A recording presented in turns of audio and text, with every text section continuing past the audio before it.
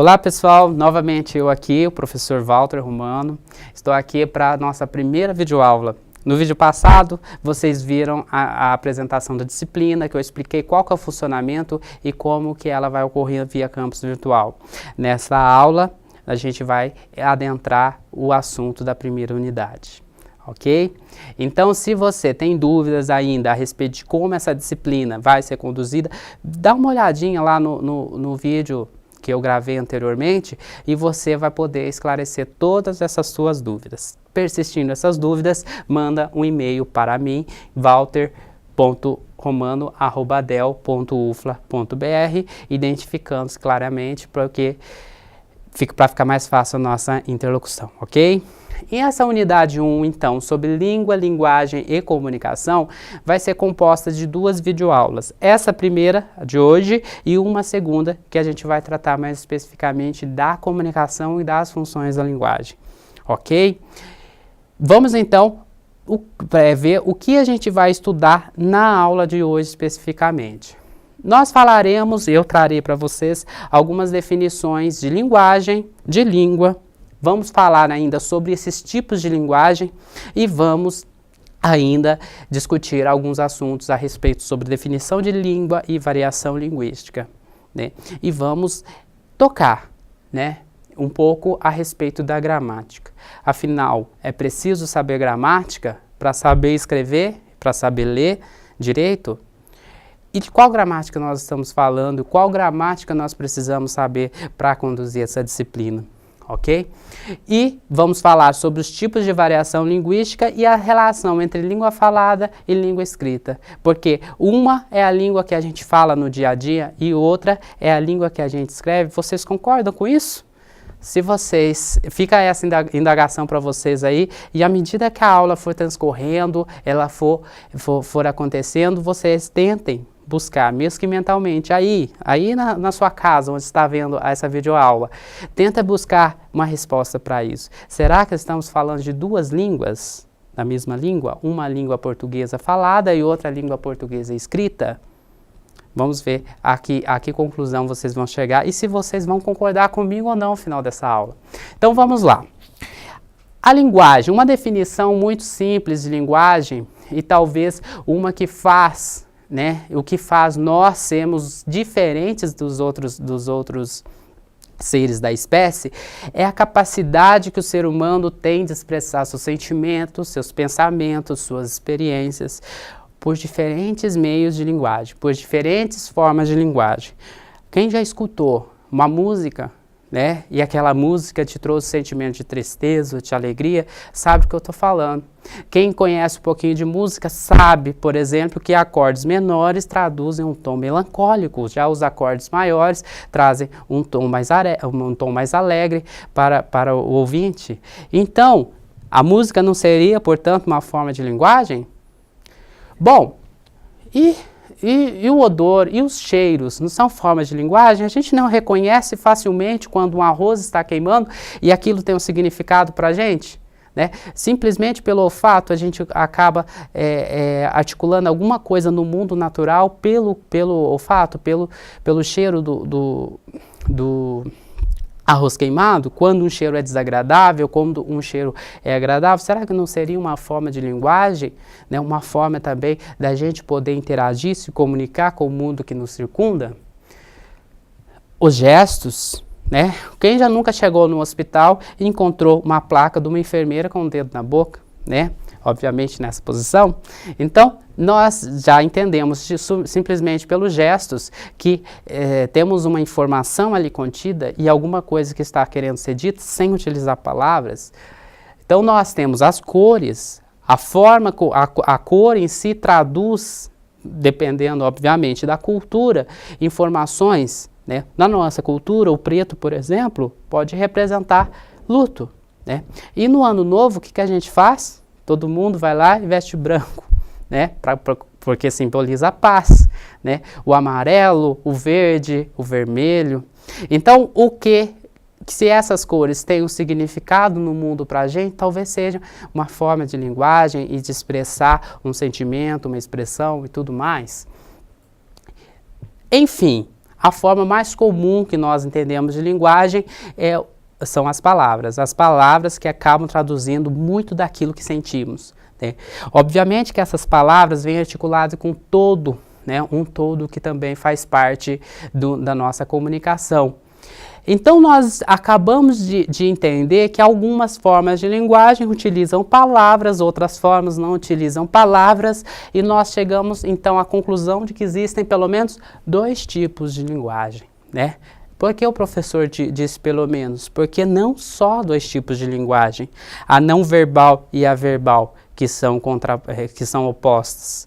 A não verbal são aquelas formas de linguagem, tudo aquilo que circula socialmente, né, como uma forma de comunicação, mas que não utiliza a palavra, seja escrita ou falada. Então, nós temos as plaquinhas, por exemplo. Nós sabemos o significado dessa plaquinha, porque ela tem o desenho de um cigarro e na cor vermelha, que significa, ó, proibido fumar nesse lugar. A gente entende isso sem estar escrito isso com palavras, né? Nós temos os gestos, esse gesto para nós aqui, ó, ok, tá tudo certo. Nós temos, por exemplo, esse gesto aqui pra gente tem um significado. Obviamente que os gestos não são arbitrários, o significado desses símbolos que estão no mundo natural, que utiliza da linguagem não verbal, não são arbitrários e únicos, depende muito da cultura. Enquanto para um brasileiro isso daqui pode significar ok, para outra cultura pode ter um outro significado, talvez até mesmo pejorativo, vocês não acham? Fazer esse gesto para alguém? Ou mesmo esse gesto da figa para nós, né, significa boa sorte na nossa cultura, mas se a gente for para outras culturas, né? Certa vez, conversando com um professor, estávamos discutindo a respeito da linguagem verbal e não verbal, e ele é muito versátil, viajado pelo mundo, me disse, você sabe qual que é o significado desse gesto na Holanda, por exemplo? Daí eu fiquei, o gesto da figa, né? Daí eu fiquei, porque não tinha a mínima ideia, ele falou, significa o órgão sexual masculino, né? Para vocês verem, o mesmo gesto utilizado fora de uma cultura, em determinadas culturas, tem significados distintos. Então, essa linguagem não verbal, eu acho que ficou bem claro para vocês, ela também é cultural e socialmente definida. Então, nós temos aí uma linguagem que não utiliza palavras, né, que é a linguagem não verbal, e uma linguagem que utiliza palavras, que são as mais comuns. Talvez daí vocês estão pensando, professor, numa disciplina de leitura e produção de texto, o que vai ser estudado? Vai ser estudado texto. Texto utiliza palavra? Bom, vamos lá. Deixei a pergunta para vocês e vocês vão conseguir chegar a uma definição de texto muito clara no final dessa aula e na próxima aula a gente vai ampliar, na próxima unidade, melhor dizendo, a gente vai ampliar um pouco mais essa noção de texto. Então, nós temos aqui uma plaquinha que está utilizando a palavra, então aqui nós temos a linguagem verbal, os livros, enfim, a linguagem utilizada na internet. Então, professor, tem linguagem verbal e linguagem não verbal, são os 2 tipos. Não são apenas esses 2 tipos. A maioria dos textos que nós encontramos utiliza tanto a linguagem verbal quanto a linguagem não verbal. No caso, nós chamamos de linguagem sincrética, ou seja, há um sincretismo do verbal e do não verbal, né? na transmissão e na comunicação daquilo que está sendo dito. Tudo bem? Se você ainda estiver com dúvida, guarde a sua dúvida, marque a sua dúvida aí e continue essa linha de raciocínio comigo, que já a gente tenta responder isso. Se a videoaula não responder, você me manda um e-mail e a gente tenta esclarecer mais algumas dúvidas aí. Ou a gente faz melhor, a gente cria um fórum lá no campus virtual para todo mundo participar. Vocês vão adorar, né, esse fórum de discussão que nós vamos criar lá. Então, a linguagem é um todo, né? É todo sistema de sinal que serve de instrumento de expressão e comunicação entre os indivíduos. Essa é uma definição minha de linguagem e essa definição, então, vai além daquilo que está escrito. Se a gente pega, por exemplo, esse quadrinho, o companheiro está lá, perdido numa ilha deserta, né? E passa um navio petroleiro lá para frente, mas de modo que a tripulação do navio consiga enxergar o habitante dessa ilha, que está perdido, né? E ver alguém acenando, todos desesperados, obviamente, né?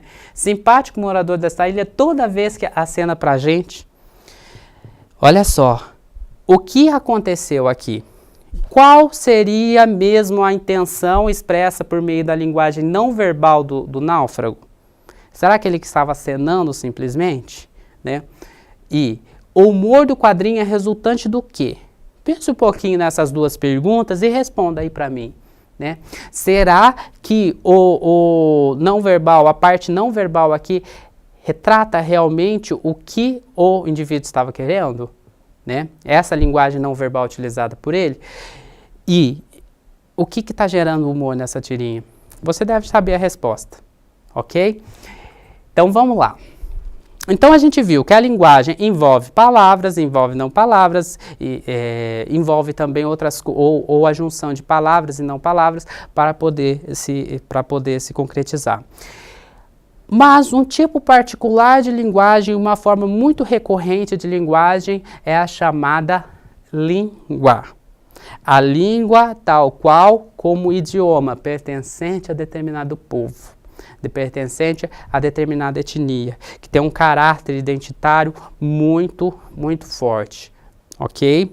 Então, a língua é uma forma particular de se utilizar a linguagem, que é algo mais ampla, e essa forma particular da linguagem, ela é muito específica. Então, existem inúmeras línguas no mundo que funcionam de diferentes formas, e no caso da nossa, a língua portuguesa, ela tem os seus desdobramentos. Nós estamos falando aqui da língua sob uma perspectiva idiomática, né, pertencente a determinado grupo de pessoas que vivem em determinados territórios. Não vamos entrar aqui em especificidades na minha área específica, que é a linguística, de definição de língua como algo abstrato, algo mais amplo assim. Não vamos adentrar a isso, porque esse não é o foco. O que nós vamos abordar a respeito de língua? A língua nada mais é do que um sistema. Um sistema que funciona, e funciona muito bem, na mente dos indivíduos. Ela não pertence ao indivíduo, é algo abstrato. Esse sistema, existia um linguista famoso, que é o considerado pai da linguística moderna, o Ferdinand Saussure, que disse que a língua é um sistema de signos que se combinam por identidade e diferença. Ok? O que é isso? Um sistema de signos que se combinam por unidade de diferença. Tudo aquilo que existe no mundo natural, né, pode ser considerado uma forma de signo. Então, o que define, né, por exemplo, uma caneta de um caderno é o fato de que a caneta não é um caderno, e ela só é um caderno porque ela não é uma caneta. É mais ou menos um jogo de lógica. Uma coisa é uma coisa porque não é a outra coisa. E essa definição basta sob a perspectiva estruturalista saussuriana. Não vamos entrar mais a fundo nisso, porque a definição de línguas que nos interessa é a definição que vai valer para a gente no texto. Então, vamos deixar assim, essas discussões mais teóricas sobre o conceito de línguas lá para o pessoal das letras, lá o pessoal lá do meu curso, para que discute isso e estuda mais a fundo. Aqui, nós vamos entender a língua como um sistema que tem o seu funcionamento, falado e usado, né, e escrito por determinado grupo de pessoas que vivem em determinado território, ok? Então, as línguas são, na verdade, códigos de comunicação. Nós podemos tirar essa conclusão disso tudo que eu disse. São códigos, são formas de que a gente utiliza para poder se comunicar. Elas são históricas e socialmente situadas, não estão desarticuladas de um grupo e não social, e não estão desarticuladas de um momento da história, porque os grupos vivem em determinado momento histórico. Então, ela é um construto sócio-histórico. A língua de hoje é resultado de uma série, a língua nossa de hoje é resultado de uma série de transformações e de fases que ela passou no passado. Né? Então, ela é um construto social e histórico. ela tem potencialidades de uso, né, que vão se manifestar na fala. Por que eu digo de potencialidades? Porque tudo na língua vai existir de forma potencial. Então a gente pega, por exemplo, vocábulos. Vamos pegar expressões mais específicas, né? O nós e o a gente. São duas formas diferentes para representar a mesma pessoa, o pronome pessoal, mais de uma pessoa. Então, o nós e o a gente são potencialidades, né? Ocorrem assim como pode ocorrer a planta e a planta, a mulher e a mulher. São potencialidades de realização. Elas só vão se realizar no indivíduo, na fala do indivíduo. E como isso vai ser avaliado é algo que não é necessariamente linguístico, e sim social.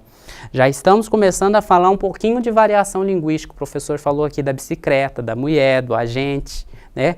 E nós vamos aqui entender um pouquinho mais sobre essas variações para poder chegar a alguns conceitos aí que vocês tanto temem lá do ensino médio, que é chamada gramática. Todo mundo acha que não sabe português, mas não sabe o quanto sabe português. Talvez não domine totalmente ainda alguma modalidade da língua portuguesa, mas o que nós vamos ver aqui vai poder auxiliar um pouco mais vocês. Então, vamos dizer assim, se elas são potencialidades, nós vamos falar que bicicleta existe e bicicleta também existe, lógico que existe, né? Se é julgado como certo ou como errado na fala de alguém, já é outra coisa, mas existe, porque tem gente que fala que é bicicleta. Você deve conhecer alguém que fala bicicleta, não deve? Ou lembrar e a lembrar, advogado, né? Obséquio, por favor, né? Algumas palavras aí, só para dar exemplo para vocês. Falar, o professor está falando que existem coisas erradas na língua. Gente, tem tanta coisa errada nesse nosso país, mas que a língua é o de menos nesse momento. E, na verdade, nem é erro. Eu tenho que dizer para vocês que nem é erro. São potencialidades da língua. Ah lá o professor querendo facilitar as coisas. Então, quando eu errar, eu vou falar que eu não vou errar, que eu não estou errando a língua portuguesa. Eu estou utilizando uma potencialidade dessa língua. Mas é justamente isso, né? O que vai fazer você falar bicicleta, ou pedir por favor, ou por obséquio, vai depender de uma série de outros fatores. Por exemplo, você não vai falar bicicleta porque você foi para a escola, você estudou, mas alguém que possivelmente não tenha ido para a escola, não tenha tido oportunidade, fala bicicleta. Ou muitas vezes a pessoa até vai para a faculdade, né, mas continua falando bicicleta. Ok? Depende da situação. Numa situação mais formal, você pode muitas vezes falar assim, a minha mulher está grávida. Ou numa conversa informal, muita gente fala assim, a minha mulher está grávida. Bom, mas já vamos falar um pouquinho mais sobre isso. Se você duvida do que eu estou falando, de que isso é verdade, eu convido você a ler pelo menos 2 artigos meus, né, que estão disponíveis nesse site aqui, um estudo sobre o rotacismo, que é essa troca do L pelo R, né, em contexto de encontro consonantal, ou final de sílaba, a bicicleta, né, e o mesmo um artigo sobre o que a gente chama lá na linguística de Suarabhakti. Olha só, os erros começam a ter nome lá na linguística, é isso mesmo. As formas diferentes de falar, as formas diferentes de se pronunciar, tem nome. Existe gente que estuda isso. Eu sou um deles que estuda essas formas diferentes de se falar. Então, a gente tem aí um estudo do advogado, do pneu, ou quem fala pneu, né? Então, se você tem curiosidade de conhecer um pouquinho mais sobre isso, vê lá esses 2 artigos que vão enriquecer bastante o conhecimento de vocês. Então, vocês entenderam que línguas são potencialidades, ok? A língua se manifesta, então, na fala dos indivíduos. Então, se ela é algo, uma potencialidades, tudo aquilo que existe é possível na língua, né? Ela vai se concretizar na fala das pessoas. Então, língua é uma coisa e fala é outra coisa. Vocês já devem ter observado uma moeda, certo? A moeda se compõe de cara e de coroa. Uma moeda não existe sem a cara e coroa. E definir língua sem considerar a fala também é impossível. Língua e fala estão desassociáveis. Ao mesmo tempo que elas são contrapostas, elas pertencem à mesma coisa, assim como a cara e a coroa pertencem à moeda. Então, enquanto a língua é heterogênea, a gente pode falar que, enquanto a fala é heterogênea, ela pode ser de se manifestar de diferentes formas, a língua, de certo modo, é algo mais homogêneo, né? Apesar de ter todas essas potencialidades, ela mantém um fio condutor que vai permitir essa interlocução e entendimento das pessoas, né? Porque nós temos esses conhecimentos, a gente sabe quando uma pessoa está falando a nossa língua ou não, porque a gente entende o que ela está falando. Então, ela é coletiva, social, sistemática, independe do falante. Independentemente de você, a bicicleta vai continuar existindo. Tá? É um produto que o indivíduo registra passivamente, né? E é um sistema de signos. E a fala, por sua vez, já vai ser particular, ela é individual, ela é uma manifestação, ou seja, uma concretização da língua, assistemática, né? Dependente, né? É um lugar da liberdade, é um lugar da fantasia. Na fala é possível a gente poder encontrar certa liberdade para a expressão. Então, agora a gente vai tratar mais especificamente sobre a variação linguística. Vamos lá. Existem dois tipos de variação. Uma que é chamada variação sincrônica, ou seja, que ocorre no mesmo momento de tempo, né? São palavras que é uma palavra que veio derivada do grego, né? Cronos no grego significa tempo e sim significa juntamente. E outra variação que ocorre ao longo do tempo, né? Que é a chamada variação diacrônica. Esses dois tipos de variação são constituintes de toda e qualquer língua. No caso do português falado e usado e escrito no Brasil, não ia ser diferente. Se isso ocorre no alemão, no holandês, no inglês, né, no japonês, todas as línguas, por que na nossa língua não aconteceria, né? Então a gente tem a variação sincrônica e a variação diacrônica. Já vou detalhar um pouquinho mais esse tipo de variação para vocês e vou dar exemplos. Então vamos lá. A variação diacrônica é aquela que é chamada de variação histórica, né? Essa variação histórica ocorre ao longo dos anos, ao longo dos séculos, muitas vezes. Então, palavras que existiam lá atrás, hoje mais não existem. Existem pessoas que estudam essas palavras, que buscam esses conhecimentos e tudo mais, que são os linguistas históricos, que seguem essa linha de pesquisa da linguística histórica. Então, se a gente pegar lá no latim, você já deve saber a essa altura que a língua portuguesa é uma língua chamada neolatina, ou uma língua românica, porque veio do latim, né? E esse latim, assim como o espanhol veio do latim, né? O francês veio do latim, o romeno veio do latim, o português veio do latim também. Então, o espanhol, o francês, o romeno, né, são línguas irmãs, praticamente, tem a mesma base, a língua latina. Mas vocês estão achando que o português falado, até mesmo o português falado em Portugal, veio do latim clássico, dos latins falados lá pelos religiosos. Não, gente. O latim se transformou na boca do povão, né? Esse chamado latim vulgar. E foi justamente essa deturpação desse latim, foi esse erro do latim clássico que trouxe o surgimento de outras línguas, no caso o português. Então, a língua portuguesa surgiu de um erro. Praticamente isso, né? Brincando, levando na brincadeira, é mais ou menos isso. Então, até mesmo o português culto veio de uma deturpação, veio de uma violação das regras da gramática latina, do latim clássico. Então, vamos lá. Lá no latim, existia a palavra placere.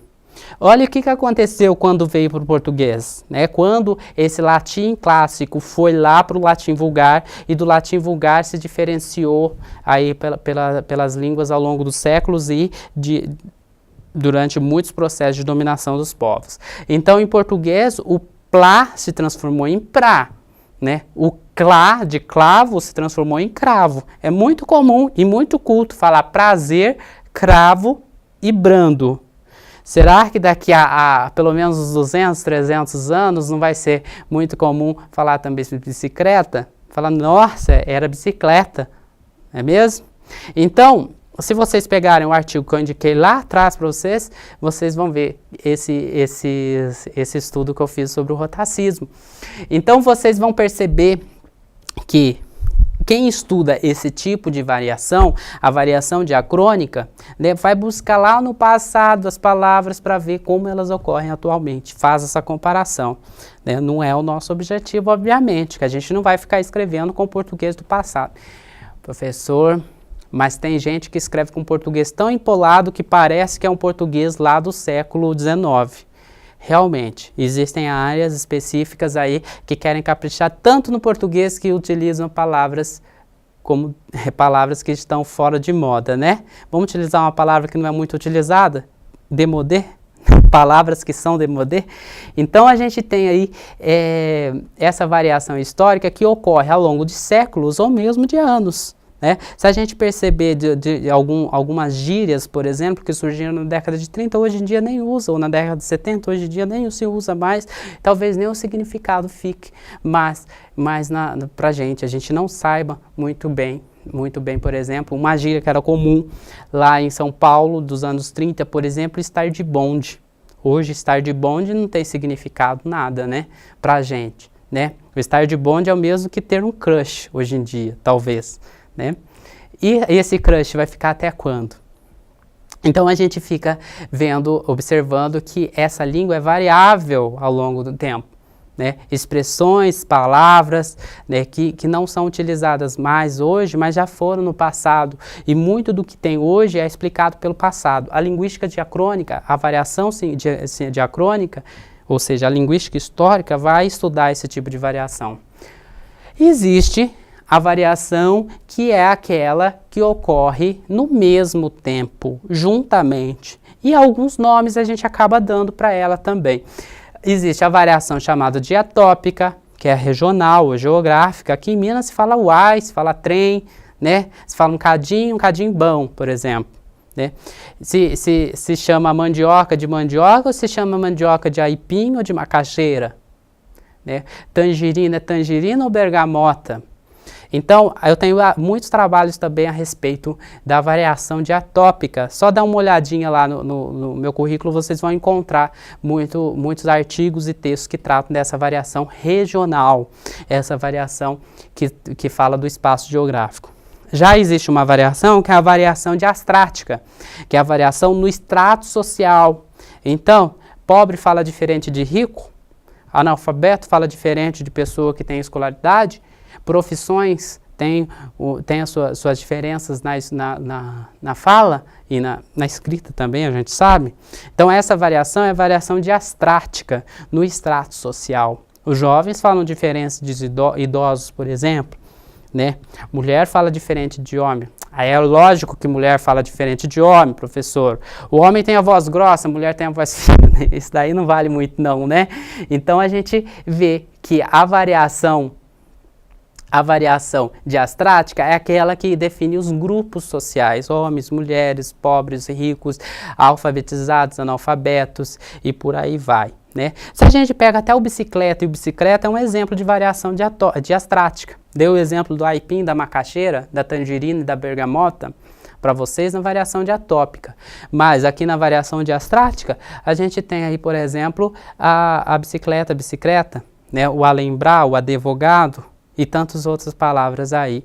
Se a gente pega aí os avós, nossos avós, por exemplo, vai falar, de primeiro aqui em Lavras se falava desse jeito. A expressão de primeiro. Hoje, a gente utiliza mais o antigamente. Quem vê um jovem, por exemplo, nos seus 20, 25 anos, falando de primeiro, as coisas eram dessa forma, não é bem assim que acontece, né? Então, aí um exemplo de variação diastrática. A variação diamétrica é aquela que ocorre no meio, ok? Dependendo se o meio é escrito, é uma oralidade, é escrito, ou se é oral. Então, nós temos, por exemplo, variações, né, do nós e a gente. Enquanto nós escrevemos, ou a gente escreve, né, a gente fala muito a gente, na fala, isso não tem problema, isso não corre risco de julgamento, já na escrita parece que não pega bem, sobretudo na escrita acadêmica. A gente fez esse trabalho porque o professor pediu. Esse tipo de estrutura já não é aceito no texto acadêmico, porque existe essa variação, você pode falar isso, até mesmo na apresentação do seminário, se for algo mais informal, mas jamais você poderia falar na defesa da sua tese de doutorado. A gente gosta muito disso, né? Porque não iria pegar bem, né? Mais ou menos nesse sentido. Não porque é proibido, né? Mas não teriam um bom julgamento. Essa variação entre oralidade e fala, o nós e a gente é um exemplo, né? Fala e escrita é um exemplo de quando se utiliza a gente e quando se utiliza o nós. No texto escrito é muito mais aceitável colocar o nós, né? Já no texto falado é muito mais comum, é muito mais normal, que faz parte da normalidade e não que seja normatizado, nós utilizarmos o a gente. Vocês estão observando que eu estou variando a minha fala aqui no a gente e no nós. Tem hora que eu fico mais informal falando com vocês e tem hora que eu fico mais espontâneo, né? Em vez de eu falar vocês, eu falo vocês, né? Esse é um exemplo de variação diamésica. A variação diafásica já é uma variação também que está muito atrelada à oralidade e à escrita, porque a escrita pode ser formal e pode ser informal. A oralidade também pode ser formal e pode ser informal. Então nós vamos perceber aí que essa variação de formalidade e informalidade está relacionada à variação diamésica também. Um exemplo de variação diafásica, por exemplo, num contexto mais eloquente, até a palavra eloquente a gente não utiliza no dia a dia, né? Num contexto de maior formalidade da fala, a gente utiliza palavras como formidável, eloquência, obséquio, né? O escopo. Em vez de falar o objetivo desse trabalho, você utiliza o escopo desse trabalho, né? Ou faça-me o favor, ou por obséquio. Então, são exemplos de variação diafásica, que dependendo da formalidade, a gente utiliza uma ou outra expressão.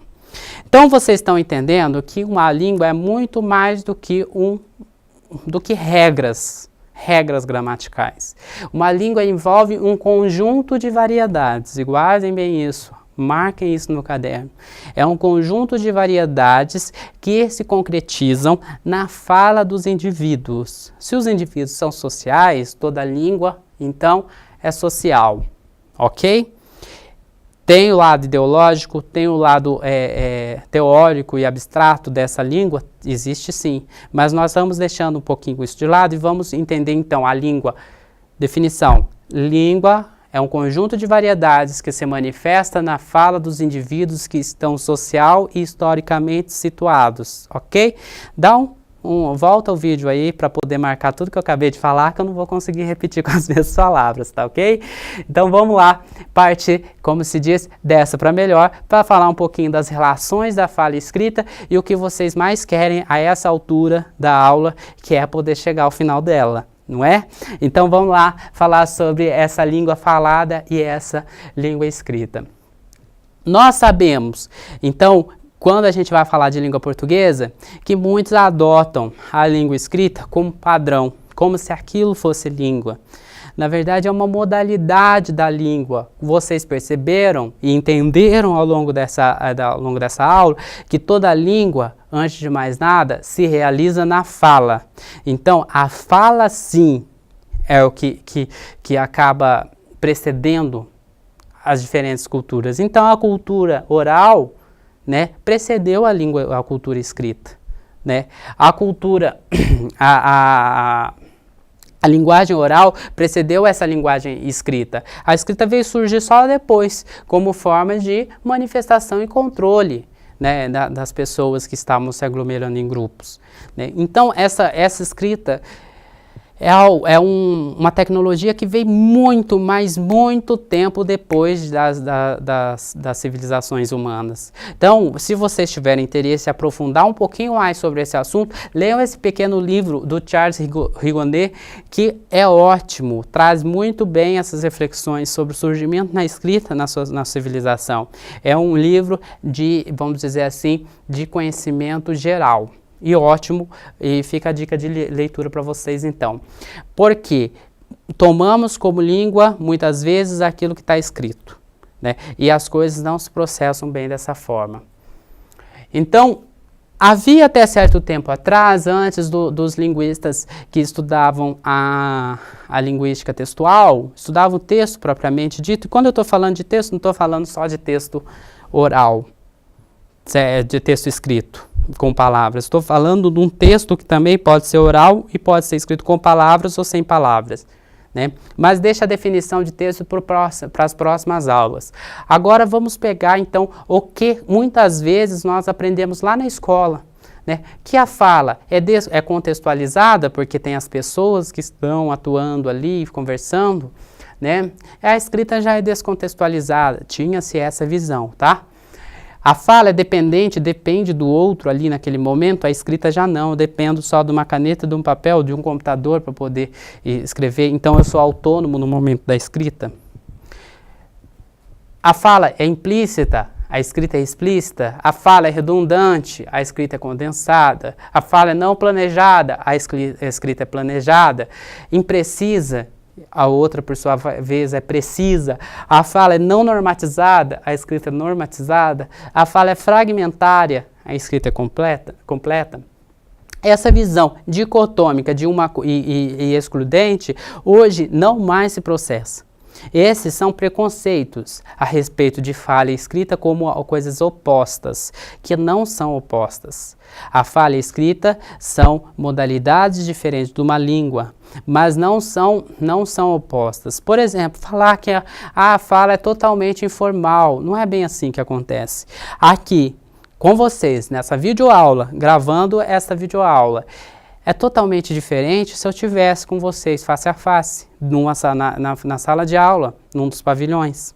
É diferente também, por exemplo, de uma conversa que eu tenho em casa, por exemplo, ou de uma conversa saindo passear para a balada e tudo mais. Então, a gente vê que a linguagem minha, aqui que eu estou utilizando, é a verbal e a oral, né? Mas ela tem seus níveis de formalidade. Aqui eu estou me preocupando mais com a minha eloquência, estou me preocupando mais em transmitir determinado conhecimento, então existe certo grau de controle, né? Já numa conversa espontânea não tem esse grau de controle. Então falar que a língua falada é menos planejada do que a língua escrita é mentira, porque essa minha fala aqui está sendo planejada, foi planejada, está saindo de forma meio autônoma, está seguindo um pouco seu próprio ritmo, mas ela segue determinado planejamento. Pare para pensar um pouquinho a respeito disso, né? Há alguns textos, por exemplo, que nós escrevemos que eles são mais formais, outros já são mais informais, se aproximam mais da oralidade do que da escrita. O bilhete, por exemplo, ou mesmo a conversa de WhatsApp. Queria que vocês observassem, então, aqui esse quadro que o professor Luiz Antônio Marcuski, da Universidade Federal de Pernambuco, falecido recentemente, ele elaborou, e ele é um ícone da linguística textual no nosso país, né? E até mesmo para os estrangeiros. Então, nós temos aqui diferentes textos que a gente vai denominar como gêneros textuais, indo desde a carta pessoal, bilhete, outdoor, né, inscrições de paredes, avisos, até textos acadêmicos, está no outro extremo lá, os artigos científicos, as leis, né, os relatórios técnicos, pareceres e processos, os documentos oficiais, né, que estão na outra ponta desse contínuo, em relação a monitoramento ou pertencente mais ao meio escrito, ao meio falado. Então, o Marcuski veio e propôs, né, esses gêneros textuais como forma de sistematizar e desmistificar o contraponto que a gente coloca, por exemplo, entre fala e escrita. Se a gente pega as conversações, né, a conversa espontânea é falada, mas no contraponto a essa conversa espontânea, nós temos, por exemplo, os discursos oficiais, o discurso do presidente da República, por exemplo, né, as conferências, as exposições acadêmicas, né, que são escritas, né? São orais, mas foram planejados sob perspectiva da escrita. Então, esse contínuo proposto por Marcuse se engloba muito bem e contempla muito bem os gêneros textuais da representação entre fala e escrita e suas correlações. Se a gente pega uma conversa do WhatsApp, por exemplo, nós vamos encontrar aí traços da oralidade, né, e misturados com a escrita. Então, vamos pegar uma mensagem aqui da professora Kelly, parece, né? Kelly disse o seguinte: caros alunos, não faltem à próxima aula, pois faremos em sala de aula outra atividade avaliativa em grupo, como está previsto no nosso cronograma. Tragam os projetos acerca das escolas ser feitos e, se possível, as entrevistas, pois sentarei novamente com os grupos para orientar os trabalhos. Aguardo todos vocês. Atenciosamente, Kelly. Né? A Paloma foi e escreveu para a colega dela, né? Mulher, não falta na próxima aula, não. Vai ter prova. Socorro. Oi, mulher, não me arrasa, não. Nem sei o que vai cair. DLPP, FIA. Você sabe quantos pontos isso vale? Né? O emoticon aqui. Sei não, mulher, mas é melhor não perder. Beleza, valeu por avisar. Vocês perceberam que a comunicação aqui se deu como se fosse face a face, houve prolongamentos de vogais para mostrar emoções e tudo mais. Essa linguagem escrita aqui, desse último diálogo da Paloma, simula a linguagem do dia a dia, né? A linguagem face a face. Né? E com um nível de intimidade entre as pessoas aqui muito evidente. Então a gente vê que fala e escrita não se contrapõem. Fala e escrita fazem parte de um contínuo. Alguns textos são mais orais, né? E são mais informais, ou podem ser orais e formais ao mesmo tempo, como eu falei da conferência e da conversa do dia a dia. Né, fazendo essas duas relações, e os textos são escritos, né, como a conversa do WhatsApp entre essas duas amigas, que se aproxima tanto da oralidade que tem hora que a gente parece que está escutando a voz da Paloma aqui falando, ou gritando mulher, não é mesmo? Então a gente vê que essa noção e esse contraponto entre fala e escrita não se dá de forma muito coerente. É melhor fazer o quê?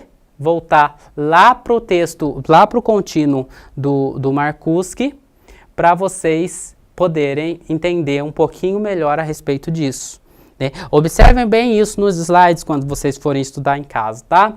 Esse quadro do Marcuse que traz muito bem a representação e as relações dos textos e colocando mais dentro da fala, dentro da escrita, considerando as suas áreas de circulação. Bom, para finalizar, a gente vai chegar então, mas então, professor, o que é mesmo gramática? Porque se eu aprendi aqui que a língua não é composta, a língua portuguesa composta daquelas inúmeras classificações de orações subordinadas que eu aprendi nas aulas de português, a língua não se restringe à colocação pronominal, que tem uns nomes, vocês devem lembrar próclise, mesóclise, ênclise. Vindo assim, falando para vocês, talvez muitos lembram, outros nem sabem do que se trata, né? Daí vai pensar que é remédio para a garganta, né? Próclise, parece muito com própolis, né? Ninguém sabe o que é uma próclise, mas por que diabos a gente passa e o professor de português continua querendo ensinar as regrinhas de próclise, de mesóclise e de ênclise, né? Tudo isso faz parte daquilo que vocês conhecem de gramática normativa da língua, que é uma gramática que não é a língua propriamente. É um conjunto de regras que foi elaborado para as pessoas poderem escrever de determinada forma. E dizem alguns que é para falar de determinadas formas, ok? Esse conjunto de regras é facilmente aprendido porque você consegue pegar no livro. Se você tem dificuldade de escrever determinada palavra, você precisa saber a grafia correta. Você vai, por exemplo, no dicionário, você vai encontrar a grafia correta daquele vocábulo. Então, a gramática, sob essa perspectiva, daqueles livros tal, é uma gramática, que não necessariamente é o estudo da língua portuguesa, porque o estudo da língua portuguesa é muito mais do que o estudo dessas regras de colocação pronominal, de classificação de orações, de frases, etc. né? A gramática que nos interessa, sob perspectiva científica, é a gramática que regula o funcionamento das línguas naturais, no caso o português. As gramáticas que permitem ou não eu utilizar, por exemplo, caixa ou caixa, né? Peixe ou peixe, né? Mas esse mesmo ei não permite eu transformar a palavra leite em lete e peito em peto. Então vocês têm que observar que a gramática que eu estou falando para vocês é uma gramática muito mais complexa, é uma gramática de funcionamento da língua, porque a língua é um sistema complexo. Não vamos estudar esse sistema complexo não, e nem vamos ficar estudando gramática normativa aqui, porque vocês foram alfabetizados, todos fizeram redação do Enem, o Exame Nacional do Ensino Médio, passaram, entraram na universidade. Essa gramática, quem estuda são os alunos dos meus alunos, né? São os professores que a gente forma lá no curso de letras, eles que vão ensinar essa gramática lá para a gurizada, para a meninada lá do ensino fundamental e do ensino médio, né? A gramática que nos interessa aqui é uma outra gramática, no curso de letras, mas para o curso de vocês é uma gramática que regula algumas regras de construção e produção de textos. É uma gramática mais flexibilizada, considerando sobretudo as diferentes esferas de circulação desses textos. Nas próximas aulas vamos ampliar um pouco mais sobre essa gramática normativa e o que a gente precisa saber dela. Vamos ter um tópico, não uma videoaula, mas um tópico específico para vocês sobre o que a gente precisa saber ou não de gramática. E esse material vai estar disponível lá na pasta do Xerox para vocês poderem ler, consultar e se deliciar, né, com o que precisa ou não de saber dessa gramática normativa para a construção de textos, ok? Quando a gente fala de gramática sob perspectiva linguística, a gente está entendendo a língua como um instrumental, uma máquina de funcionamento que tem seus diferentes sistemas. A gramática é apenas um desses sistemas, né? O sistema gramatical se compõe de 3 esferas, um de regras fonéticas, fonológicas do som, um de regras de formação das palavras, que são as morfológicas, e um de regra sintática, que é a relação dessas palavras na oração, ou no texto, na sentença e tudo mais. Esse tipo de gramática, quem estuda é o graduando em letras. Vocês não precisam se preocupar com isso. Existe um sistema semântico que regula tudo isso, porque tudo está relacionado com o significado, né? Esse sistema semântico vai depender muito de algo muito maior que a língua em si, que é o sistema discursivo. Quem fala, quando fala, como fala, para que fala, né? Tudo isso vai constituir e vai ser costurado nas línguas naturais pelo léxico, que é o conjunto de palavras dessa língua. Essa é uma visão multissistêmica de uma língua que não vai necessariamente ser estudada a fundo. O que a gente vai entender é todo esse funcionamento dentro do texto, dentro da construção de um artigo, dentro da construção de uma resenha, de um resumo, da elaboração de uma ata, de um relatório, de um currículo, né? E como isso se dá, né? Até que ponto nós vamos lançar a mão da gramática normativa para a construção desses textos. Então, tudo isso funciona simultaneamente e a gente não precisa parar para ficar pensando sobre essa língua. Mas o que eu quero que fique para vocês nessa última aula, entender que linguagem e língua são conceitos muito bem elaborados pela linguística. Não são conceitos que se reduzem a falar certo, falar errado. É isso que você tem que guardar, porque o certo e errado são relativos. Ok? E são estudados cientificamente pelos linguistas. Então, o conceito de língua e linguagem é muito mais amplo, é muito mais produtivo ser entendida a linguagem e a língua sob essa perspectiva do que simplesmente reduzir ao certo e errado. O que precisa ficar frisado na cabeça de vocês é que a língua é um conjunto de variedades que se manifestam na fala dos indivíduos, em determinado momento histórico ou ao longo do tempo. O resto é resto, tá? Então, no campus virtual, vocês vão encontrar atividade 1, ok? Vai lá tudo explicadinho, um texto base para vocês. Esse texto base também eu dei conta de escanear e colocar lá para vocês, então não vou deixar no Xerox, tá? Então tem a atividade 1 e o texto base. Vocês vão fazer o que está sendo proposto nessa atividade, vão fazer à mão, não é para digitar, tá? Não é texto digitado, é individual, ok? Vale nota, vocês vão deixar lá no meu escaninho no Departamento de Estudos da Linguagem, ok?